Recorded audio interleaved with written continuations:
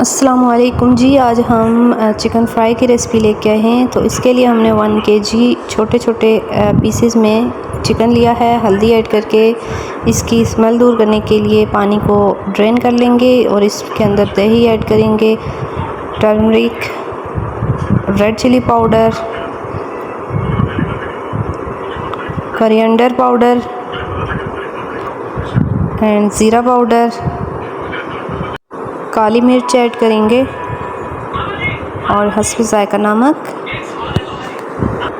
अदरक लहसुन का पेस्ट ऐड करके और कॉर्नफ्लावर ऐड किया है हमने 2 से 3 स्पून। इसको अच्छी तरह से मिक्स कर लें। अब इसे हम फ्राई कर लेंगे। मीडियम हीट पे हमने इसे फ्राई कर लिया है। बहुत ही ज़बरदस्त ये तैयार हुआ है माशाल्लाह, अल्हम्दुलिल्लाह। बहुत ही यमी एंड टेस्टी और क्रिस्पी ये तैयार हुआ है।